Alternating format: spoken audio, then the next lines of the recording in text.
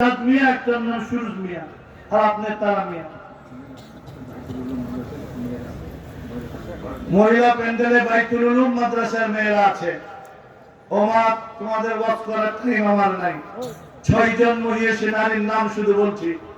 Number 1 হযরতে Hajera, number 2 হযরতে আসিয়া, number 3 হযরতে মারিয়াম, নাম্বার 4 হযরতে খাদিজা, নাম্বার 5 হযরতে আয়েশা, নাম্বার 6 হযরতে ফাতেমা। এই 6 জন মহিষী নারীর মতো মা তুমি হও। এই 6 জন মহিষী নারীর অনেক গুণ ছিল, মাত্র 6টা গুণ। নাম্বার 1 হযরতে হাজরা থেকে তাওয়াক্কুল আলাল্লাহ, আল্লাহর উপরে ভরসা শিখো। ইসমাঈলকে নিয়ে মরুপ্রান্তরে যে ভরসা করেছিলেন তিনি, হযরতে হাজরা থেকে ও মা তুমি ভরসা শিখো। হযরতে আসিয়া থেকে ধৈর্য শিখো। হযরতে মারিয়াম থেকে ইবাদত শিখো। হযরতে খাদিজা থেকে তোমার মাল সম্পদ ইসলামের জন্য, দ্বীনের জন্য দেওয়া এই শিক্ষা তুমি গ্রহণ করো। নাম্বার 5 হযরতে আয়েশা, প্রায় 2500 হাদিস যার থেকে আমরা পেয়েছি, তুমিও ওই আয়েশার মতো ইলম শিখো, হাদিস শিখো, কোরআন শিখো। নাম্বার 6 হযরতে ফাতেমা, হযরতে ফাতেমা থেকে পর্দা শিখো। এই 6টা গুণ মা তুমি অর্জন করো। হযরতে হাজরা থেকে তাওয়াক্কুল আলাল্লাহ, আল্লাহর উপরে ভরসা। হযরতে আসিয়া থেকে সবর, ধৈর্য। হযরতে মারিয়াম থেকে ইবাদত। হযরতে খাদিজা থেকে দান সদকা, স্বামীর প্রতি মহব্বত ভালোবাসা। হযরতে আয়েশা থেকে ইলমের চর্চা। সর্বশেষ খাতুনে জান্নাত হযরতে ফাতেমা থেকে পর্দা। মা এই 6 জন মহিষী নারী থেকে তুমি 6টা গুণ অর্জন করো, ইনশাআল্লাহ তুমিও জান্নাতের পথের প্রতীক হতে পারবে। আজকের বিশাল মহাসম্মেলনে তুমিও অংশীদার হও। মা তোমাকে আমি হাসিনা, খালেদা, রওশনের সাথে অন্যান্য মহিলাদের সাথে তুলনা করে ছোট করতে চাই না। তোমাদের দাম অনেক। পৃথিবীতে আল্লাহ তাআলা কোন নারীকে নবী হিসেবে পাঠান নাই ঠিক, কিন্তু প্রত্যেকটা নবী মা তোমাদের মতো মায়েদের পেট থেকে এসেছে। ওহীর আওয়াজ সর্বপ্রথম দুনিয়ার কোন পুরুষ শুনে নাই, দুনিয়ার কোন পুরুষ শুনে নাই। ওহীর আওয়াজ নবীজির জবান মুবারক থেকে সর্বপ্রথম যিনি শুনেছিলেন তিনি হলেন উম্মুল মুমিনিন, মাখদুমাতুল মুসলিমিন, আম্মা জান খাদিজাতুল কুবরা রাদিয়াল্লাহু তাআলা আনহা। মা তোমার দাম অনেক, বোন তোমার দাম অনেক। তাজদার সাদাকত, মুসাদ্দিকে নবুয়ত, রফিকে হিজরত, আফদলুল বশর বা'দাল আম্বিয়া হযরতে আবু বকর সিদ্দিক রাদিয়াল্লাহু তাআলা আনহু কখনো কখনো আম্মা জান আয়েশা সিদ্দিকাকে দেখে দাঁড়িয়ে যেতেন। উম্মুল মুমিনিন, মাখদুমাতুল মুসলিমিন, হাবিবায়ে হাবিবে খুদা সিদ্দিকা বিনতে সিদ্দিক আকবর আম্মা জান আয়েশা বলতেন, ইয়া ও আব্বাজান আপনি কেন এভাবে করেন? ভাই মা, শুধু তুমি আমার মেয়ে না, তুমি আমার আকার স্ত্রী, তুমি আমার আকার সহধর্মিনী, তুমি আমার আকার জীবন সঙ্গিনী, তুমি আমার আকার অর্থাঙ্গিনী। সুতরাং ও পর্দার মা, ও পর্দার বোন, তোমার দাম অনেক, তোমার মর্যাদা অনেক। ইসলামের জন্য, দ্বীনের জন্য সর্বপ্রথম সুমাইয়া যেই নজরানা পেশ করেছে শাহাদাতে, এটা আর কেউ করে নাই। সুতরাং মা, তোমাকে তুমি চিনো। এই মহাসম্মেলনের শিরকত হাসিল করো, অংশীদার হও। আল্লাহ রাব্বুল আলামিন কবুল করেন। আমার ভাইয়েরা, আজকের এই মহাসম্মেলনকে আল্লাহ রাব্বুল আলামিন কবুল করেন, নাজাতের জরিয়া আল্লাহ তাআলা করে দেন। গতকালকে মহাসম্মেলন হয়েছে, আজকেও চলছে, আগামীকালও চলবে ইনশাআল্লাহ। 3 দিন ব্যাপী এই মহাসম্মেলন কুষ্টিয়া উলামা পরিষদের উদ্যোগে আয়োজিত এই মহাসম্মেলন ইতিমধ্যে বামপাড়ায় আগুন ধরে গেছে। নাস্তিক মুরতাদদের দিলের মধ্যে কম্পন সৃষ্টি হয়ে গেছে। শেখুল হাদিস ইবনে শেখুল হাদিস আল্লামা মামুনুল হক হাফিজাহুল্লাহ ওয়া রাআ সারা দেশে সফর করতেছেন, সারা দেশে উল্কার বেগে ছুটতেছেন হকের আওয়াজ পৌঁছে দেওয়ার জন্য, হকের আওয়াজ পৌঁছে দেওয়ার জন্য সারা দেশে সফর করতেছেন। কিছুক্ষণের মধ্যে ইনশাআল্লাহ হযরত এসে যাবেন। আমরা ধৈর্য সহকারে বসবো, হযরতের কথা শুনবো ইনশাআল্লাহ। আল্লাহ তৌফিক দান করুন, আমিন। আমরা এই মেয়েদের যে ব্যাগ, টাকার ব্যাগ, এটা স্টেজে পাঠাই দাও। আর ভেতরে কারো থাকলে সেগুলো আমরা স্টেজে পাঠাই দিই। আল্লাহ কবুল করেন, আমিন।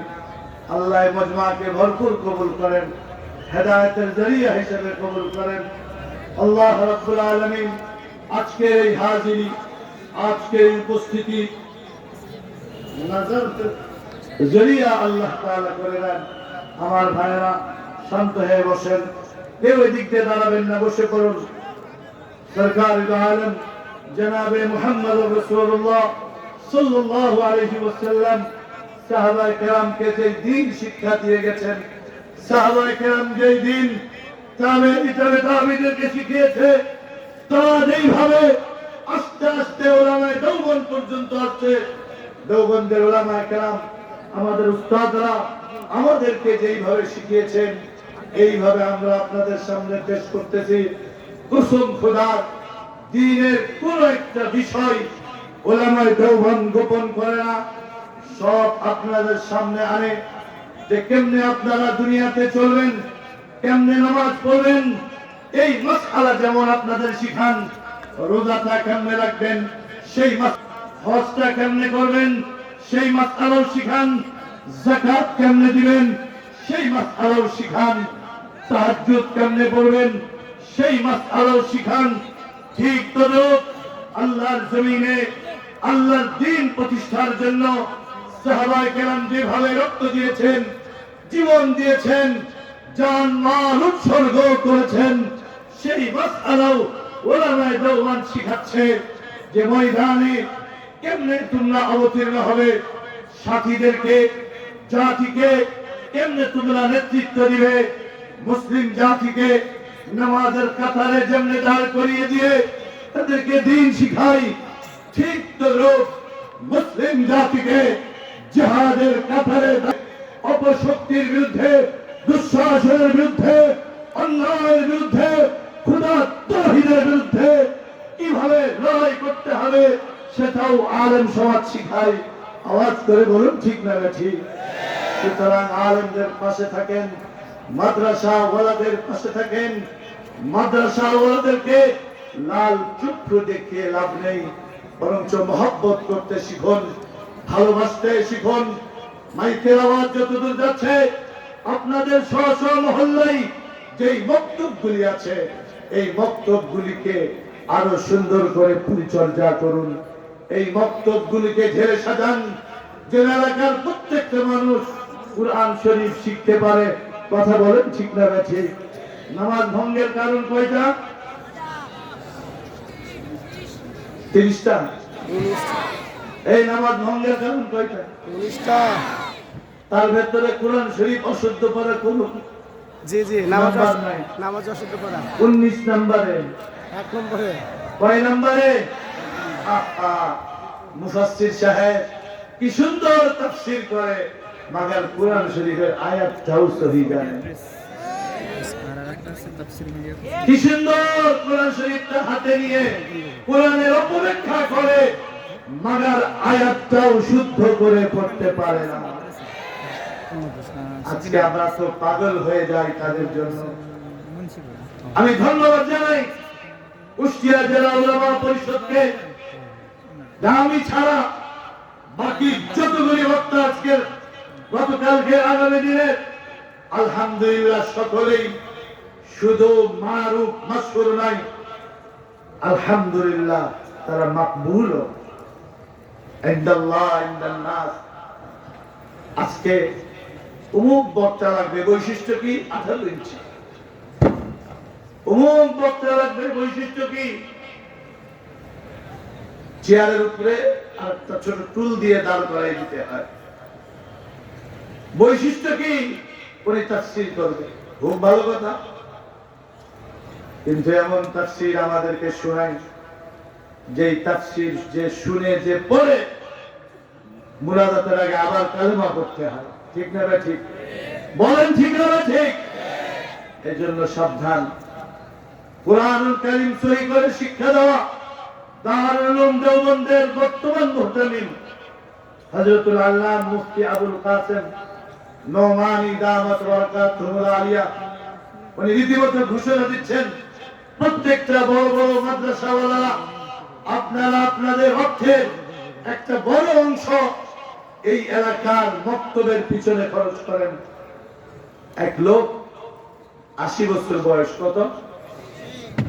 ওই 80 বছর বয়সওয়ালা এক মুরব্বীর সামনে একজন বলে, চাচা গোসলের ফরজটা কি জানেন? বাবা বহু আগে শুনছিলাম, বয়স হয়ে গেছে, মনে নাই। তো এরপরে এই বাচ্চাটা সুন্দর করে গোসলের ফরজ কয়টা কি কি বলে দিয়েছে।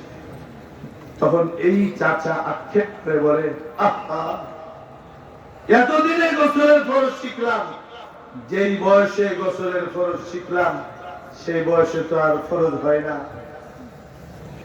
আপনারা হাসতেছেন, বিশ্বাস করেন আজকে উম্মতের যে কি অবস্থা, দাওয়াত ও তাবলীগের যে মেহনত, এটাকেও নষ্ট করার জন্য এটা কি নামক এক উগ্র গোষ্ঠী মাঠে নেমে গেছে।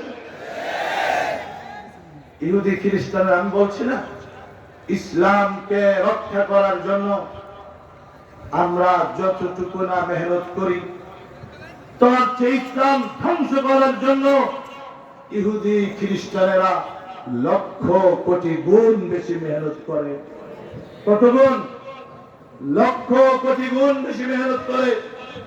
আজকে তাবলীগের মধ্যে তারা এমন ভাবে ফিতনা ঢুকিয়ে দিয়ে আলেমদের থেকে আওয়ামকে দূরে সরাচ্ছে। রাজনীতির মধ্যে খ্রিস্টানেরা, ইহুদিরা এমন ফিতনা ঢুকিয়ে দিয়েছে যে তারা আজকে সমাজে পেরেশানির কারণ হচ্ছে। উলামায়ে দেওবন্দ ধরে ধরে, উলামায়ে রব্বানি হক্কানি ধরে ধরে জাতিকে রাস্তা দেখাচ্ছে যে কোনটা সঠিক, কোনটা ব্যাঠিক, কোনটা সত্য, কোনটা মিথ্যা, কোনটা হক, কোনটা নাহক, কোনটা হক, কোনটা বাতিল। এই লড়াই প্রথম দিন থেকে চলে আসছে। হযরত আদম আলাইহিস সালাম লড়াই করেছেন ইবলিসের সাথে। কার সাথে? রোজে আজল থেকে লড়াই শুরু হয়ে গেছে। মুসা আলাইহিস সালাম লড়াই করেছেন ফিরআউনের সাথে। ইব্রাহিম আলাইহিস সালাম লড়াই করেছেন নমরুদের সাথে। এইভাবে চলছে, চলতে চলতে নাস্তিক মুরতাদদের সাথে, ইসলাম বিরোধী ব্লগারদের সাথে লড়াই করেছেন শাইখুল ইসলাম আল্লামা শাহ আহমদ শফি নব্বরাল্লাহু মারকাদা ওয়া জাআলাল জান্নাতা মাসওয়া, শাইখুল হাদিস আল্লামা জুনায়েদ বাবলগরী রাহমাতুল্লাহি আলাইহি। তারা লড়াই করেছেন। এই লড়াই চলছে, চলবে। বর্তমান সময়ে কিছু ফিতনাবাজ মৌলবীদের বিরুদ্ধে এই লড়াই চলছে। শাইখুল হাদিস, ইবনে শাইখুল হাদিস আল্লামা মামুনুল হক লড়াই করে যাবেন ইনশাআল্লাহ। আওয়াজ করে বলুন, ঠিক না ঠিক?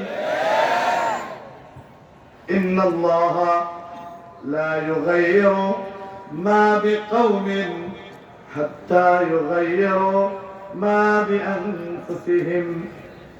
ना बदलती तेरी तकदीर, ना बदलती तेरी तकदीर, जो न बदले तू आफियत है उसके लिए लड़ते रहे जो।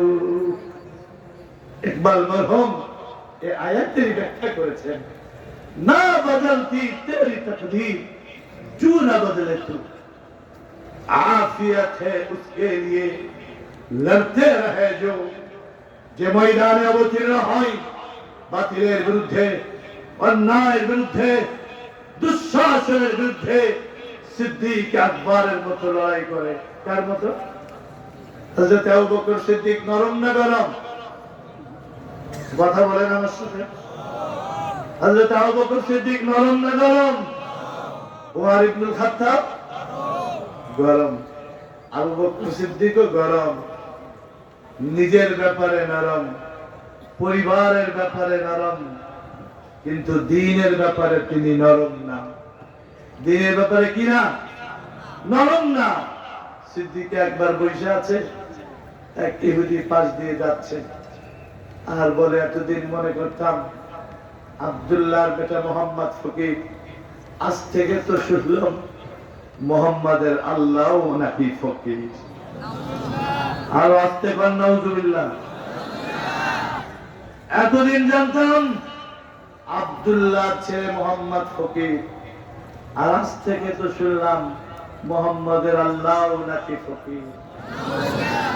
আবু বকর সিদ্দিক এদিক সেদিক আর তাকান নাই, উইঠা ঠাস করে এক থাপ্পড় মেরে দিয়েছে।